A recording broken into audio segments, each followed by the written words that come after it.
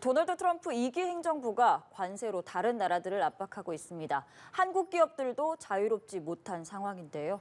예, 이런 가운데 중국의 스타트업인 딥시크가 내놓은 AI 모델이 전 세계를 충격에 빠뜨리면서 미국 정부는 견제의 속도를 내는 모양새입니다. 관련 내용 김재천 서강대 국제대학원장과 함께 알아보겠습니다. 안녕하십니까? 네, 안녕하세요.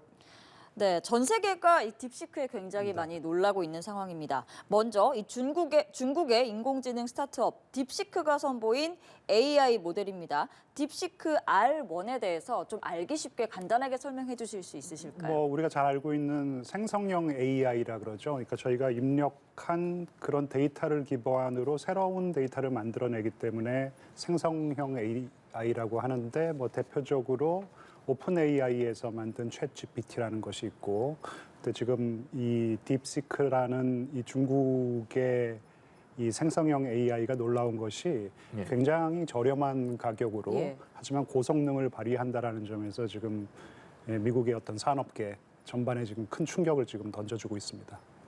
네, 지금 생성형 AI라고 말씀을 하셨는데 널리 알려진 게 챗 GPT입니다. 근데 챗 GPT와 비교를 해봤을 때 이 딥시크 R1이라는 게 성능도 굉장히 뛰어나고 또 비용도 적다라는 특징을 갖고 있는데 이 부분에 좀 초점을 맞춰서 설명을 해주시면요.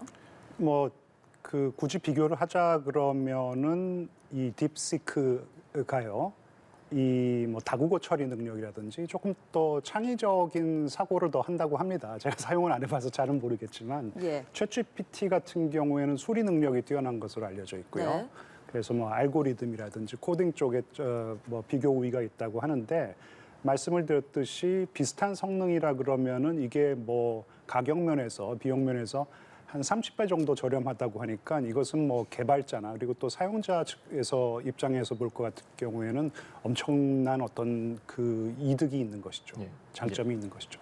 중국의 딥시크가 지금 여러 방면으로 관심을 받고 있습니다. 어떻게 개발됐을까에 좀 주목을 받고 있는데 미국의 고성능 AI 칩 수출 제한 조치가 있지 않습니까? 그런 조치에도 불구하고 지금 중국이 AI 모델을 개발해낸 거잖아요.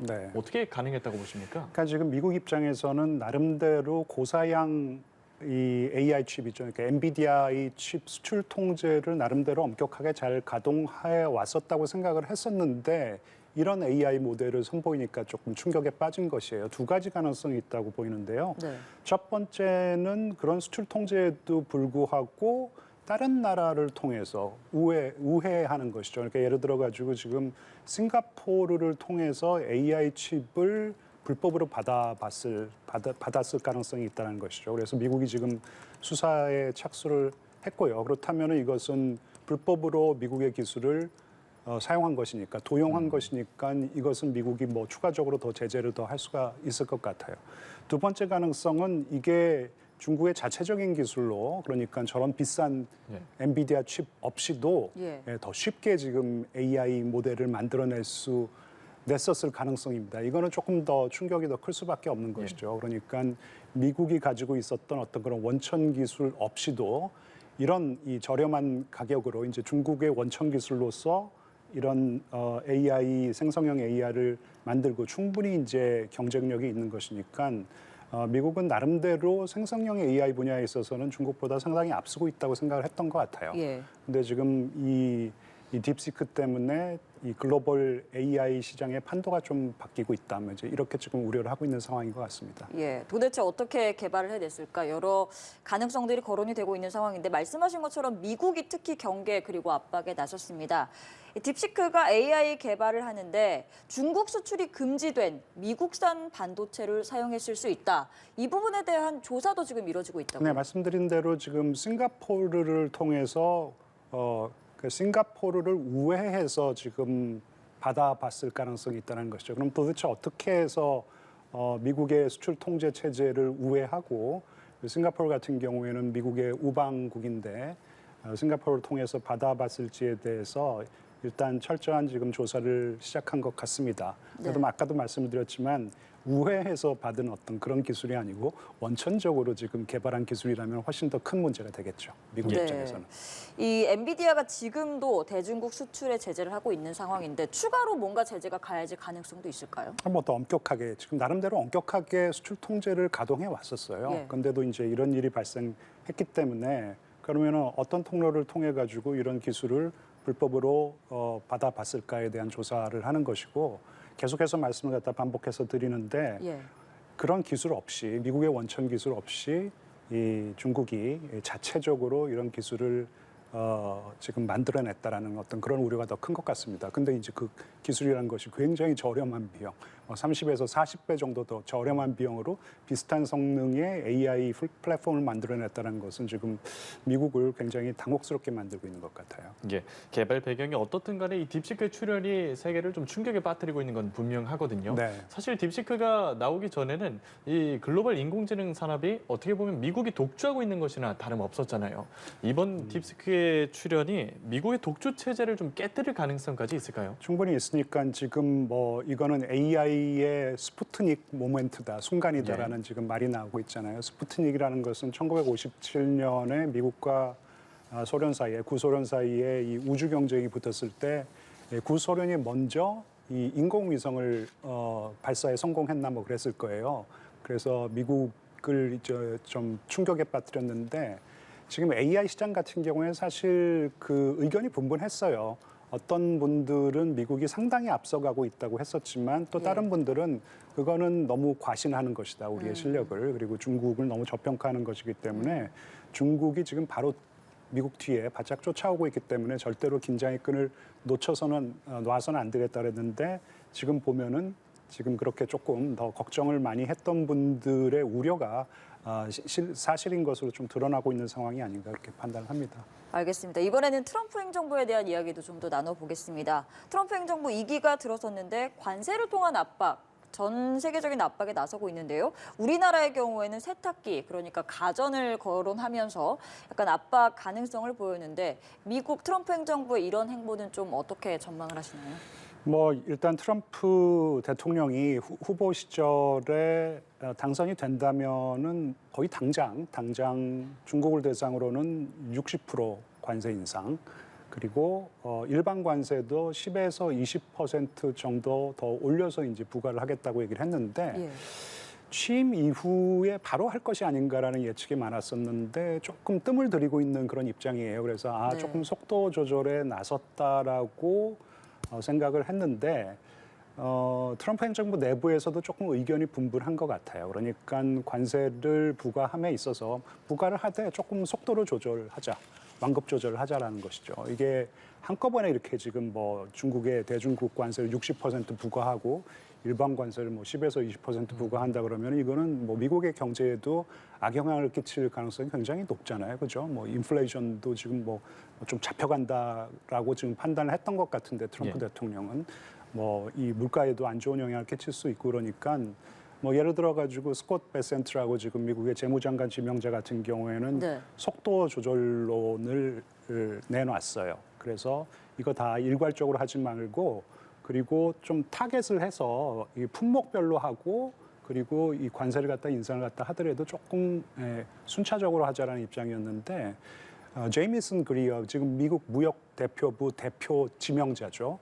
그리고 하워드 러트닝 상무부 장관 지명자 지금 청문회가 한참 진행 중인데 이 둘 같은 경우에는 당장 그렇게 많이 부과를 하더라도 미국 경제에 끼치는 이 악영향이라는 것은 미미할 것이다. 그러니까 바로 지금 실행에 옮기자라는 좀 입장이에요.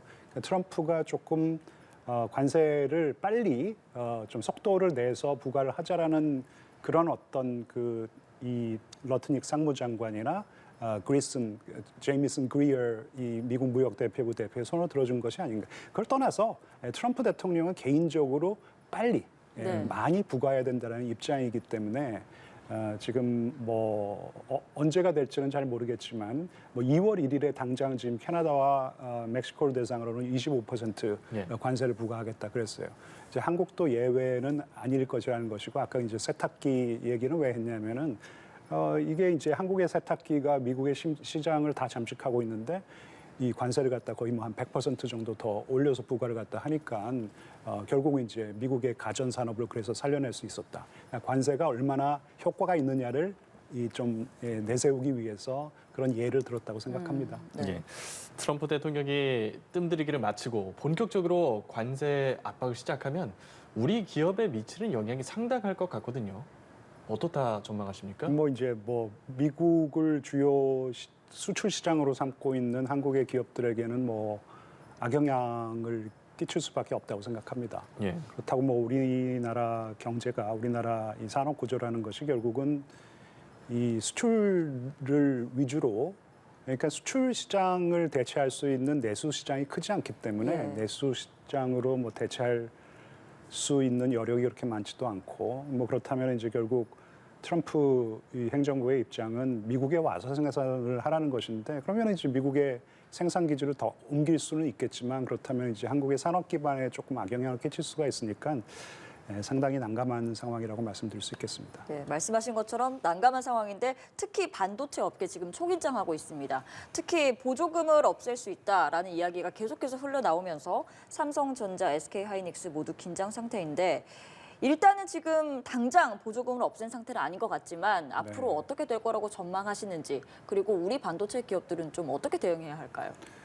그래서 일단은 법원이 이제 보류 결정을 내렸죠.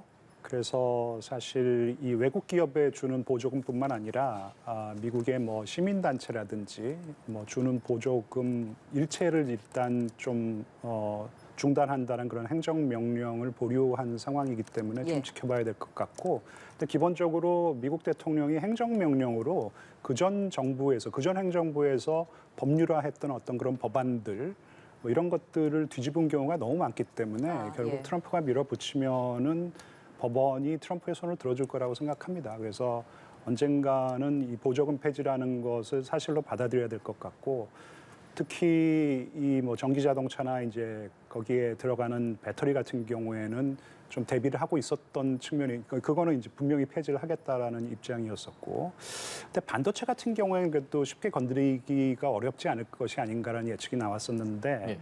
근데 트럼프 입장은 이런 것 같아요. 그러니까 기본적으로 이 뭐 반도체 산업이건 뭐 반도체 기업이건 아니면 네. 뭐 전기 자동차 기업이건 간에 뭐하러 보조금을 주냐라는 것이에요. 관세를 때리면은 결국은 얘네들이 어디 가겠냐라는 것이죠. 미국 시장으로 들어올 수밖에 없다. 그럼 미국 시장으로 들어와서 생산을 할 경우에는 그런 관세를 뭐 맞을 필요도 없는 것이고 들어온다면은 우리가 이제 법인세를 많이 낮춰줄 것이니까 뭐 25%에서 뭐 17%, 16%까지 낮춰줄 테니까 들어와서 하라는 것이에요. 예. 하워드 러트닉 이 지금 이 상무장관 지명자가 상원 청문회에서 이제 그런 얘기를 했어요. 그래도 반도체 법안에서 우리가 이제 그 외국의 반도체 기업들에게 지원하기로 한 보조금은 줘야 되는 거 아니냐 했더니 아니, 내가 지금 검토도 안 한 어떤 그런 보조금을 갖다가 내가 왜 줘야 된다냐고 여기서 지금 확언을 해야 되냐고 그랬어요.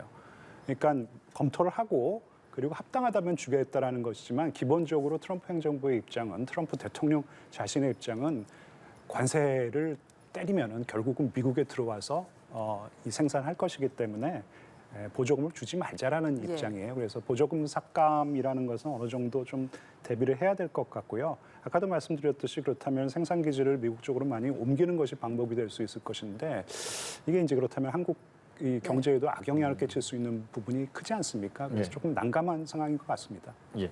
이런 가운데 미 연방준비제도가 올해 첫 통화정책회의에서 기준금리를 동결했습니다. 트럼프 대통령은 금리 인하를 좀 강하게 그렇죠. 주장을 해왔는데 당연히 뭐 날선 비판을 쏟아냈고요. 왜 이렇게 트럼프 대통령은 금리 인하를 주장했습니까? 일단 뭐 트럼프 같은 경우에는 네. 그 미국의 경제 성장이라는 것이 가장 중요한 경제 정책 목표라고 생각하는 것 같아요. 그렇기 때문에 이 저이자로 갈 경우에는 경제 성장에 더 도움이 되는 것이고 그리고 기본적으로 자신이 뭐 추진하려고 하는 세금이나 법인세건 아니면 소득세건 인하 정책이라든지 그리고 에너지 가격을 갖다가 낮추겠다는 것인데 이런 정책들이 저금리 기조에서 훨씬 더 많은 효과를 갖다 발생할 수 있기 때문에 기본적으로 이 저금리를 갖다 선호하는 것 같습니다. 그리고 이 트럼프 자신은요 지금 인플레이션이 상당히 많이 잡혔다라고 생각을 하고 있대요. 예. 근데 제롬 파월 지금 연준 의장 같은 경우에는 그렇지 않다라고 판단을 하고 있기 때문에 양쪽의 의견이 지금 조금 맞부딪히고 있는 그런 상황이 아닌가 생각합니다. 네, 트럼프 2기 행정부가 들어선 뒤 관세 압박에 나서고 있기 때문에 지금 우리나라 기업들도 긴장하고 있는 상황인데요. 이 경제 정책 이외에도 이민자 정책과 관련해서도 굉장히 집중이 됩니다. 트럼프 2기 행정부는 불법 이민자를 체포하고 단속하고 있는데 엄격한 잣대를 들이대면서 특히 지금 미국 현지에 거주하고 있는 한인 15만 명에 대해서도 서류가 미비하다 이런 이유로 추방 대상에 포함된 것으로 일단 파악이 됐습니다. 이렇게 출범 초기부터 불법 이민자 추방에 주력하는 이유는 뭐라고 좀 분석을 하시나요? 그렇게 하겠다고 했으니까요. 취임하자마자 불법 이민자들을 대거 추방하겠다고 약속을 했고 그리고 예. 그런 불법 이민자에 관한 공약 때문에 당선된 부분이 크거든요. 예. 그래서 이건 뭔가 좀 보여줘야 돼요. 취임하자마자 좀 보여줘야 되는 그런 정책이고 공약이었었는데 지금 속도가 잘 안 붙는다라는 얘기예요. 그러니까 내부적으로 어떻게 정리가 됐냐면요. 네. 모든 불법 이민자를 대거에 추방하면은 미국 경제에도 악영향을 끼칩니다. 불법 이민자들이 미국 경제 구석구석에서 나름대로 중요한 역할을 하고 있어요. 그러니까 이들을 다 내쫓을 수는 없어요. 그래서 범죄 경력이 있는 불법 이민자를 우선적으로 추방하자라는 그런 합의가 발생한 것이고요. 근데 이게 그거를 갖다가 또 다 찾아내기가 어려운 것이에요. 근데 지금 이 추방의 속도는 안 붙고 그러니까 일단 그렇다면 불법 이민자들은 불법으로 와 있는 것이니까 예. 구금은 할 수 있는 것이거든요. 일단 그들을 갖다가 체포해서 구금을 하자. 그리고 나서 선별적으로 그러니까 범죄 경력이 있는 불법 이민자들을 먼저 추방시키자라는 것이거든요.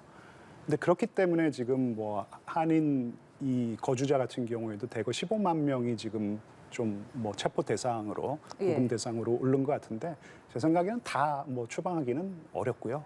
그 중에서도 선별적으로 조금 추방은 할 것이라고 생각합니다. 시간이 네. 조금 걸리겠죠. 예. 알겠습니다. 외교 문제도 좀 살펴보겠습니다. 트럼프 대통령이 북한 김정은 국무위원장과 대화를 할 수 있다라고 시사를 했는데 오히려 김정은 국무위원장은 앞서서는 미사일을 쏘고 또 이번에는 핵물질 생산 기지를 방문했습니다. 네. 대화가 아직은 좀 순조롭게 진행될 것 같지는 않거든요. 네. 그 김정은 입장에서는 예. 그러니까 지금 나 보자고 그러는데 당신이 내가 사진 몇 장 찍으려고 당신 만나가지고 회담하고 그럴 생각은 없다라는 것이에요. 트럼프 입장에서는 좀 그러고 싶어하죠. 그렇죠. 그러니까 뭔가 이제 좀 이 친밀한 관계를 과시하면서 북한은 지금 엄연히 어마무시한 그런 핵 보유국이 됐으니까 핵 무기 국가가 됐기 때문에 그런 국가의 지도자와 잘 지내서 그런 핵 위협이 미국에게만 가해지지 않으면 된다는 입장인 것 같아요. 제가 판단하기에는. 제가 그러고 싶은데 그러기 위해서는 그냥 만나기 싫다라는 것이죠. 김정은 입장에서는 뭔가 큰 당근이 필요하고 우리가 이렇게 정말로 엄청난 핵무기 국가가 됐기 때문에 큰 당근을 제시하지 않으면은 그냥 사진 몇 장 찍고 친분을 과시하는 그런 정상회담에는 관심이 없다라는 메시지를 발신하고 싶어하는 것 같습니다. 네, 트럼프 행정부가 들어서면서 한미 연합 훈련이 중단될 수도 있다 이런 전망도 나오는데 실제로 잠시 중단이 되거나 그럴 가능성도 있다고 전망하시나요? 그랬죠. 그 프레드 플라이츠라고 미국 우선주의 연구소, 그러니까 굉장히 트럼프 행정부에게 우호적인 그런 미국의 싱크탱크 연구소인데 거기 지금 부소장을 역임하고 있는 분이 이제 프레드 플라이츠라는 박사인데 한국 언론과의 인터뷰에서 그런 얘기를 갖다 했어요. 예. 연합 훈련을 이 김정은과의 어떤 협상 테이블에 올려놓을 수 있다. 일기 때도 그랬기 때문에 예. 충분히 가능성이 있다고 생각합니다. 근데 문제는 과연 그런 핵 협상판이 과연 벌어질 것인지 저는 약간은 조금 회의적이라고 생각을 하거든요. 양측의 조건 맞추기가 너무 어렵기 때문에. 근데 미국 입장에서는 트럼프 행정부 입장에서는 연합훈련 전면 중단은 아니더라도 축소라든지 일시 정지 정도는 일시 중지 정도는 충분히 협상판에서 카드로 내놓을 수 있는 그런 나름대로 유용한 카드라고 생각합니다. 한국 입장에서는 주저 면밀하게 그런 흐름을 좀 관찰을 해야겠죠. 그래서 우리의 의사가 완전히 배제되지 않은 상황에서 한미 이 동맹 차원에서 그런 합의를 볼 수도 있다고 생각합니다. 하지만 한국이 배제되는 소위 말하는 한국이 패싱되는 상황에서 그런 결정이 내려지지 않도록 주도 면밀한 대책이 필요하다고 생각합니다. 예. 그렇기 때문에 우리 정부의 움직임도 살펴보면요. 오늘 신임 미국 국방장관과 첫 공조 통화를 했습니다. 한미 동맹의 굳건함을 재확인했고 또 한미 간 긴밀히 공조하기로 했다고 밝혔는데 정부의 태도 어떻게 평가할 수 있겠습니까?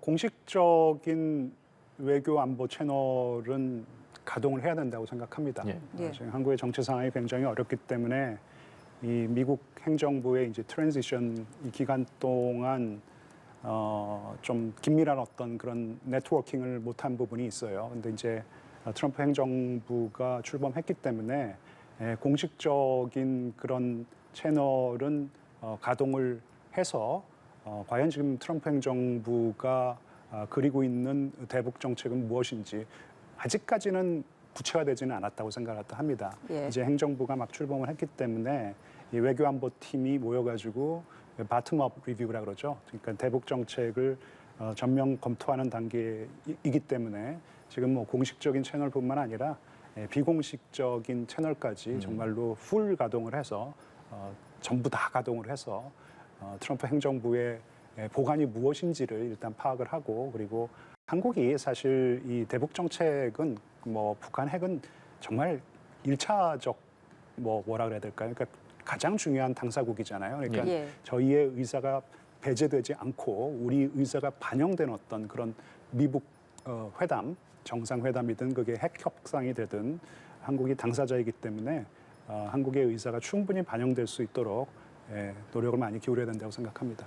네, 말씀하신 것처럼 우리나라 정부가 굉장히 주도 면밀하게 준비를 하고 대응을 해야 할 텐데 아마도 트럼프 2기 행정부가 출범할 것을 대비를 해서 우리 정부에서도 많은 준비를 해놓고 있었을 겁니다. 하지만 아까 전에 언급을 하신 것처럼 뭐 북한과의 관계에 조금 치중을 하다가 코리아 패싱이 일어날 수도 있다라는 전망도 나오고 있고 그리고 또 우리나라 지금 국내 정치 상황이 굉장히 혼란한 상황에서 앞으로 한미 관계 어떻게 전망하시는지 또 어떤 부분에 좀 중점을 두어서 해결해 나가야 할지는 어떻게 조언을 하시나요? 그러니까 일단 트럼프 행정부는 조금 한국의 상황을 지켜보자라는 것 같아요. 예. 그러니까 특히 이제 저는 개인적으로 이 미북 정상회담이라든지 미북 사이에 어떤 의미 있는 핵 협상이 재개되는 데는 조금 시간이 걸릴 거라고 생각했다가 하고 관세 정책 같은 경우에는 조금 더 빠른 속도로 우리에게 다가올 수가 있는데 예. 방위비 분담 같은 경우에도 근데 일단은 조금 한국의 정치 상황이 어느 정도 좀 정리가 된 다음에 본격적으로 한국을 대상으로 한 어떤 이 정책을 펼치자라는 그런 생각을 좀 갖고 있는 것 같아요. 예. 그러니까 그 얘기는 뭐냐면은 한국의 정치 상황이 빨리 안정화되는 것이 중요하다고 생각합니다. 그러면서 아까도 말씀을 드렸지만은 그래도 지금 행정부는 지금 뭐 출범을 했고 그래도 한국의 대행 체제가 있기 때문에 공식 채널은 다 가동을 해야 되는 것이고 그리고 지금 뭐 보이지 않는 데서 뭐 역할을 할 수 있는 분들이 많기 때문에 예. 그런 비공식적인 채널도 풀 가동하는 것이 굉장히 중요하다고 생각합니다. 예. 최상목 대통령 권한대행이 오늘 대외 경제 현안 간담회를 주재하며 미국 트럼프 행정부의 새로운 정책에 발빠르게 대응할 것을 주문했습니다. 트럼프 행정부가 관세, 이민, 재정 정책 등의 상당히 속도를 빠르게 내고 있지 않습니까? 그만큼 우리 정부의 대응이 중요해 보이는데 앞으로 어떤 전략을 세워야 한다고 생각하십니까? 기본적으로 트럼프 대통령은 거래를 하자라는 거잖아요, 그죠? 예. 그게 이제 뭐 미국의 적성 국가뿐만 아니라 동맹국 모두 그러니까 미국에 조금 더 미국이 조금 더 많은 걸 취득해 가겠다라는 것이에요. 미국이 기존보다는 미국이 훨씬 더 많은 것을 가져가고 싶어하는 것이기 때문에 한국이 줄 것은 좀 줄 생각을 해야 된다고 생각합니다. 예. 근데 줄 것은 주되 지킬 것은 분명히 지키고 그리고 또 얻어낼 것은 또 얻어낼 수 있어야 되는 것이죠. 한국도 미국에게 굉장히 중요한 국가입니다. 예. 뭐 경제나 안보 그리고 뭐 대중국 견제 측면에 있어서 한국이 중요하다라는 것을 인지하고 있다고 저는 생각을 해요. 트럼프 행정부가 트럼프 대통령 본인부터. 단지 이제 그런 동맹이 중요하다. 한국이 이 역할이 중요하다라는 것을 일기 때보다는 더 많이 인식을 하고 있지만 그래도 너희들이 조금 더 돈은 더 많이 내야 된다라는 거거든요. 그리고 조금 더 뭔가 더 받아가야겠다라는 것이니까 뭘 원하는 것인지 분명히 우리가 조금 파악하고 있어야 될 것이고 예. 그렇다면은 줄 것은 주고 아까도 말씀드렸지만은 우리가 그러면은 받아낼 수 있을 것은 무엇인가? 왜냐하면 우리도 나름대로 지렛대가 있어요. 그러니까 한국도 미국에게 중요한 국가이기 때문에 그래서 받아낼 수 있는 것은 받아내는 어떤 그런 전략이 필요합니다. 그래서 이제 나쁜 딜을 해서는 안 되고 우리도 딜을 해야 되기 때문에 주도 면밀하게 준비를 해야 되는 것이고 그렇다면은 한국에게 꼭 필요한 것들은 무엇이고 우리가 좀 줄 수 있는 것들은 무엇인지 그런 거를 조금 차등화해 놓을 필요는 좀 있다고 생각합니다. 그래서 줄 거는 주되 뭐 그렇다 한꺼번에 다 줄 필요도 없고 전략적으로 조금 우리도 좀 맞춰가면서 tit-for-tat이라 그러잖아요. 그래서 이제 그런 어떤 협상 전략이 필요하다고 생각합니다. 그러니까 너무 겁먹을 필요 없고요. 그래서 자신감을 가지고 딜을 할 준비를 하고 있으면 될 거라고 생각합니다. 알겠습니다. 도널드 트럼프 2기 행정부 관세로 다른 나라들을 압박하고 있고 우리나라도 예외가 아닙니다. 앞으로의 전망 그리고 우리나라가 어떤 식으로 대응을 해야 하는지 김재천 서강대학교 국제대학원장과 이야기 나눠봤습니다. 고맙습니다. 네, 감사합니다.